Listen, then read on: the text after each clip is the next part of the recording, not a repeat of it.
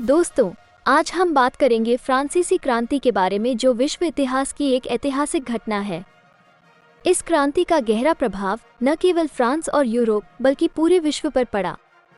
Socialism, democracy, human rights जैसे कई आधुनिक विचारों के जन्म इस क्रांति से हुई थी। इस क्रांति ने आम आदमी को अपने अधिकारों के लिए लड़ने के लिए प्रेरित किया। 18वीं शताब्दी में कई कारणों के वजह से फ्रांस की अर्थव्यवस्था मंदी में थी। फ्रांस में मोनार्की यानी सम्राटों का प्रशासन था। सम्राटों के नेतृत्व में फ्रांस ने यूरोप के कई देशों के साथ जंग लड़ी। इन जंगों ने फ्रांस की अर्थव्यवस्था को दिवालियापन के कगार पर लाया। इतना ही नहीं, फ्रांस के सम्राट और ऊपरी वर्ग के लोग, जिसमें शामिल थे नोबल्स यानी जमींदार और चर्च के पादरी, आराम और फिजूल खर्ची का जीवन बिता रहे थे, जबकि फ्रांस की आम जनता पीड़ित थी। प्रशासन, चर्च और फ्यूडल लॉर्ड्स द्वारा टैक्स के बोझ से दबे आम आदमी को ये देखकर गुस्सा आ गया कि उनका सम्राट, उसके सरदार और चर्च के पादरी आराम और फिजूल खर्ची का जीवन बिता रहे हैं, जबकि उनकी विलासमय जीवन की कीमत आम आदमी से चुकाई जा रही है। ये देखकर आम आदमी का गुस्सा भड़क जाता है। देखते ही देखते ये गुस्सा एक क्रांति में बदल जाता है। इस क्रांति की गूंज फ्रांस में ही नहीं बल्कि पूरे यूरोप और महासागरों के पार दूर देशों में भी सुनाई देती है।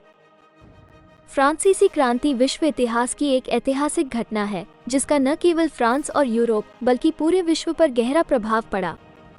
इस वीडियो में हम आपको उन सभी प्रमुख कारणों और घटनाओं के बारे में बताने जा रहे हैं, जिनके कारण फ्रांस की आम जनता ने अपने प्रशासन के खिलाफ विद्रोह किया, उनकी घटनाक्रम और उनके परिणाम, जिनका प्रभाव पूरे यूरोप और दुनिया पर दिखाई देने वाला था। लेकिन शुरू करने से पहले अधिक ऐतिहासिक कंटेंट के लिए सब्सक्राइब बटन जरूर दबाइए और बेल आइकॉन को क्लिक करें। फ्रांसीसी क्रांति के पहले फ्रांसीसी समाज को 3 वर्गों में विभाजित किया गया था, जिन्हें एस्टेट कहा जाता था। पहला एस्टेट, दूसरा एस्टेट और तीसरा एस्टेट। पहले एस्टेट में चर्च के पादरी यानी क्लर्जी शामिल थे। पहला एस्टेट राज्य का सबसे शक्तिशाली वर्ग था। सरकार एवं प्रशासन पर उनका असाधारण प्रभाव था। वे अमीर थे और फ्रांस की सारी जमीन की 20% उनके पास थी। अपनी विशाल संपत्ति के अलावा चर्च लोगों से टाइद नामक कर भी वसूल करता था, जो चर्च और पादरी के समर्थन के लिए वार्षिक उपज या कमाई का 10% था। उनकी विशाल संपत्ति और भारी आय ने उन्हें बहुत स्वतंत्र और शक्तिशाली बना दिया था। उन्होंने ये दावा करते हुए अपनी आय और संपत्ति को कर के दायरे में लाने से इनकार कर दिया कि चूंकि वे ईश्वर को समर्पित थे, इसलिए उन पर कर नहीं लगाया जा सकता था। दूसरे एस्टेट में जमींदार यानी नोबल्स शामिल थे। उन्हें कई विशेषाधिकार यानी प्रिविलेजेस प्राप्त थे और वे चर्च और सम्राट द्वारा लगाए गए करों के अलावा खुद के टैक्स की भी वसूली करते थे। इन नोबल्स यानी जमींदारों के लिए किसानों की फसल के एक निश्चित हिस्से पर अधिकार जमाना काफी आम बात थी। कभी कभी वह अपने घर के बाहर भेड़ों और मवेशियों को ले जाने पर टोल वसूल कर सकते थे। अक्सर वो जिले के मिल, वाइन प्रेस, ओवन के एकमात्र मालिक हुआ करते थे और इसका उपयोग करने वाले हर व्यक्ति से उसे उत्पाद का हिस्सा देने की आवश्यकता होती थी। उन्हें शिकार का विशेष प्रिविलेजेस भी प्राप्त थे। इससे किसानों की फसलों को काफी नुकसान होती थी। कई जागीरों में विशाल कबूतर खाने होते थे, जिनसे किसान नफरत करते थे क्योंकि कबूतर उनके द्वारा बोए गए बीजों को खा जाते थे। पहली और दूसरी एस्टेट फ्रांसीसी समाज के विशेषाधिकार प्राप्त वर्ग थे, जिन्हें अनुदान, जमींदारी और करों के भुगतान से छूट जैसे विशेषाधिकार प्राप्त थे।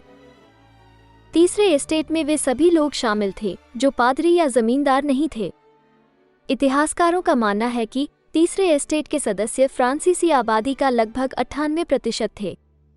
हालांकि वे फ्रांसीसी आबादी का एक बड़ा हिस्सा थे, लेकिन उनके पास शायद ही कोई राजनीतिक या सामाजिक अधिकार था। सम्राट के अलावा पहले एस्टेट और दूसरे एस्टेट द्वारा उन पर बहुत ही दमनकारी यानी अप्रेसिव टैक्स लगाई जाती थी। लेकिन जब उनकी समस्याओं के निवारण की बात होती थी, तो वे इनमें से किसी से भी अपेक्षा नहीं रख सकते थे। तीसरी एस्टेट के सदस्यों को बार बार अकाल और भोजन की कमी का भी सामना करना पड़ता था, जबकि सम्राट, उसके सरदार और पादरी अपनी आरामदायक महलों में मौज मस्ती करते थे। पहली और दूसरी एस्टेट के सदस्यों का सम्राट पर बहुत बड़ा प्रभाव था और वे कभी भी अपने ऊपर टैक्स का बोझ साझा करने के लिए सहमत नहीं होते थे। इस प्रकार तीसरी एस्टेट के सदस्यों को अपनी सारी कठिनाइयों के बावजूद टैक्स पेमेंट करनी पड़ती थी, जिनमें शामिल थे सम्राट, ताकि वह अपने परिवार के साथ वर्साय में एक विलासमय जीवन जी सके और अपने अहंकार और अभिमान को संतुष्ट करने के लिए युद्ध की योजना बना सके, ईश्वर के नाम पर और चर्च के लाभ के लिए पादरी वर्ग के लोग। जमींदार, ताकि वह उनका और शोषण कर सके। फ्रांस में बourbon सम्राटों का दावा था कि वह ईश्वर की इच्छा से, यानी डिवाइन राइट्स से शासन कर रहे थे। वे निरंकुश सम्राट थे और उन्हें अपनी प्रजा के हितों की कोई परवाह नहीं थी।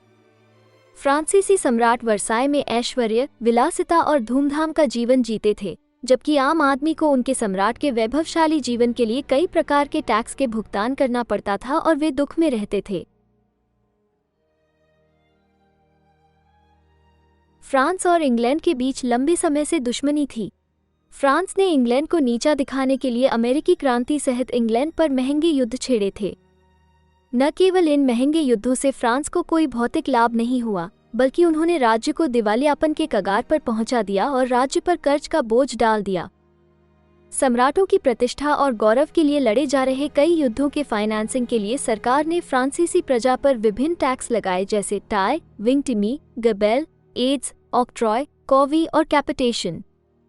पहली और दूसरी एस्टेट के सदस्यों को इन करों के भुगतान से छूट दी गई थी।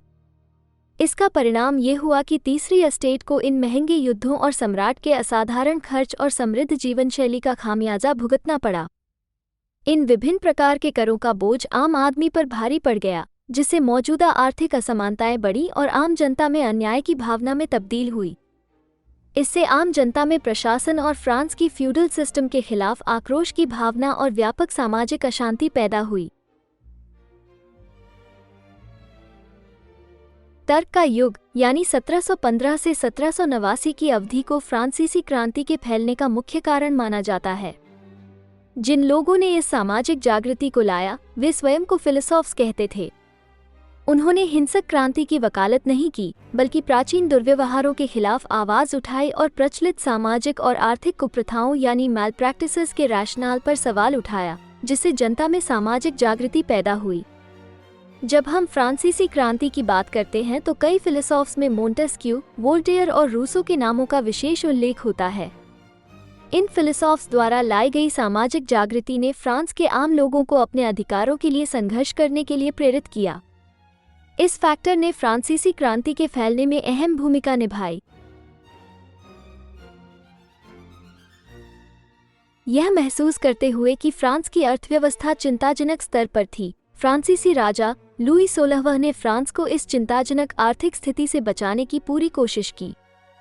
उन्होंने फ्रांस की अर्थव्यवस्था को बदलने के लिए अच्छे से अच्छे वित्तीय सलाहकारों को नियुक्त किया, लेकिन कोई फायदा नहीं हुआ। एनी रॉबर्ट, जैक्स तुर्गोट, जैक्स नेकर और चार्ल्स अलेक्जेंड्रे डी कैलोन जैसे अत्यधिक बुद्धिमान और अच्छे सलाहकारों ने कई परिवर्तन लाने की सिफारिश की, जिनमें फर्स्ट और सेकंड एस्टेट्स की प्रिविलेजेस को कम करने की मांग की गई। फर्स्ट एस्टेट और सेकंड एस्टेट के सदस्यों को उनके प्रिविलेजेस की कटौती मंजूर नहीं थी। उन्होंने इन सलाहकारों की कड़ी निंदा की और सम्राट पर उन्हें पद से हटाने पर मजबूर कर दिया। इस तरह फर्स्ट और सेकंड एस्टेट की अपने प्रिविलेजेस न खोने की जिद और सम्राट लुईस 16वां की शक्तिहीनता के कारण फ्रांस में फाइनेंशियल रिफॉर्म्स की कोशिश विफल रही। मौजूदा कानूनों के माध्यम से अपने इच्छा के अनुसार फ्रांस के आय बढ़ाने में विफल रहने के बाद सम्राट लुई 16 को आखिरकार जनता से अतिरिक्त टैक्स की मांग करनी पड़ी। ऐतिहासिक मिसाल के अनुसार ऐसा अधिकार केवल एस्टेट्स जनरल द्वारा ही दिया जा सकता था। एस्टेट्स जनरल फ्रांस के 3 एस्टेट्स का प्रतिनिधित्व करता था, जिनकी बैठक 1614 के बाद से नहीं हुई थी। 1788 में प्रतिनिधियों के चुनाव के लिए राजा के आह्वान ने बहुत अधिक अपेक्षा पैदा की, क्योंकि यदि सम्राट नए टैक्स चाहते थे तो उन्हें इकट्ठे प्रतिनिधियों को रियायतें देनी होती। दुर्भाग्यवश शुरुआत से ही एस्टेट्स के बीच मतभेद दिखाई देने लगे। तीसरी एस्टेट ने अधिक प्रतिनिधित्व की मांग की, क्योंकि वे फ्रांस के आबादी का बड़ा हिस्सा थे। साथ ही उन्होंने मांग की कि एस्टेट्स जनरल में प्रतिनिधियों की गिनती के आधार पर वोट लिया जाए। उनकी पहली मांग पूरी हो गई, लेकिन दूसरी मांग खारिज कर दी गई। इस तरह एस्टेट्स जनरल के बुलाए जाने से पहले ही एस्टेट्स के बीच दरारें पैदा हो गई थीं।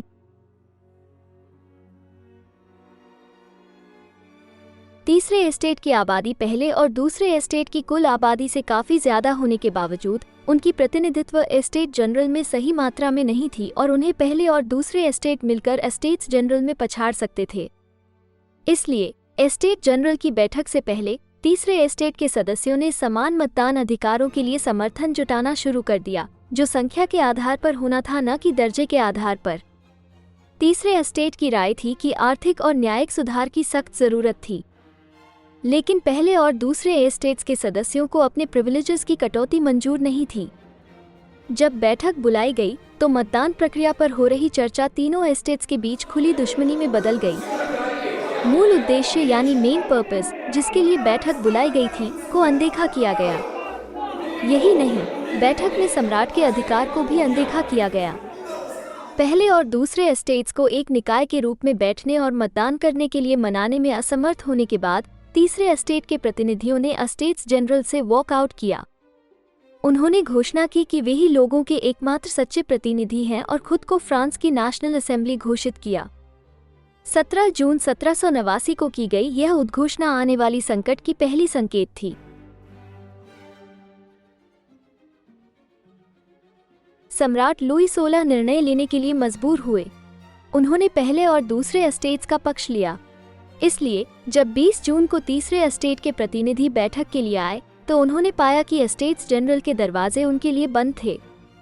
ये देखकर तीसरे एस्टेट के प्रतिनिधि क्रोधित हुए और वे पास के इंडोर टेनिस कोर्ट में इकट्ठे हो गए। वहां इकट्ठे हुए प्रतिनिधियों ने टेनिस कोर्ट शपथ ली, जिसमें उन्होंने फ्रांस की संविधान की स्थापना और ठोस आधार पर पुष्टि होने तक कभी भी अलग न होने और परिस्थितियों की मांग के अनुसार फिर से इकट्ठा होने की शपथ ली। कुछ ही दिनों में नेशनल असेंबली में पहले एस्टेट के कई पादरी, साथ ही दूसरे एस्टेट के 47 जमींदार शामिल हो गए। ये देखकर सम्राट ने वर्साय में अपने सैनिकों को बुलाकर इस निकाय को धमकाने की कोशिश की।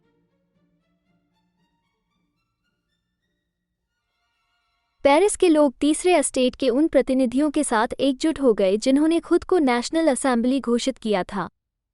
जैसे जैसे कानून और व्यवस्था बिगड़ने लगी, हर जगह लोगों ने सम्राट की सेना के खिलाफ आत्मसुरक्षा के लिए खुद को हथियारबंद करना शुरू कर दिया। सेना की गतिविधियों के बारे में अफवाहों से पेरिस में उत्साह और अधिक बढ़ गया। क्रांतिकारी उत्साह की लहर पूरे ग्रामीण इलाकों में फैल गई, जिसके कारण किसानों का विद्रोह हुआ, जिसमें टैक्स कलेक्टर्स के साथ साथ जमींदारों के भी कई घर जला दिए गए।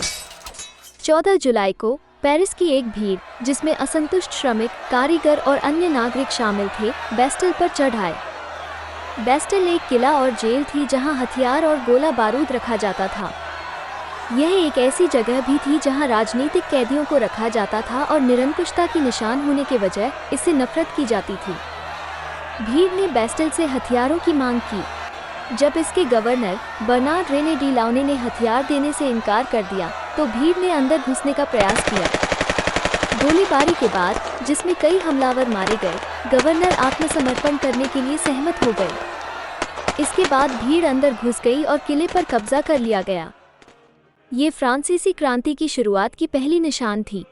बेस्टिल पर हमला फ्रांसीसी क्रांति में एक महत्वपूर्ण क्षण था, जिसने परिवर्तन की लौ को प्रज्वलित किया और आम आदमी को सदियों पुरानी दमनकारी सामाजिक एवं आर्थिक व्यवस्था से मुक्त होने के लिए प्रेरित किया। इस घटना ने आम आदमी की कल्पना शक्ति को जगाया, जिससे पुरातन सामाजिक बुनियादों के बंधनों से मुक्ति की संभावना में सामूहिक विश्वास जगा। आम आदमी अब न केवल राजनीतिक परिवर्तन बल्कि सामाजिक एवं आर्थिक व्यवस्था के बुनियादी पुनर्गठन की भी मांग करने के लिए तैयार था। इस घटना ने प्रिविलेजेस की समाप्ति और अधिक समतावादी और लोकतांत्रिक समाज की स्थापना का मार्ग प्रशस्त किया। अगले वीडियो में हम देखेंगे किस तरह बेस्टिल पर हमले के बाद फ्रांसीसी क्रांति की आग फैलती गई और किस तरह इसका प्रभाव फ्रांस, यूरोप और दूर देशों में पड़ा। दोस्तों, अगर आपको इतिहास की ये कहानी पसंद आई है तो सब्सक्राइब, शेयर, लाइक और नीचे दिए गए कमेंट्स बॉक्स में अपना कमेंट्स लिखना न भूलें। हम फिर मिलेंगे अगले वीडियो में। तब तक के लिए अलविदा।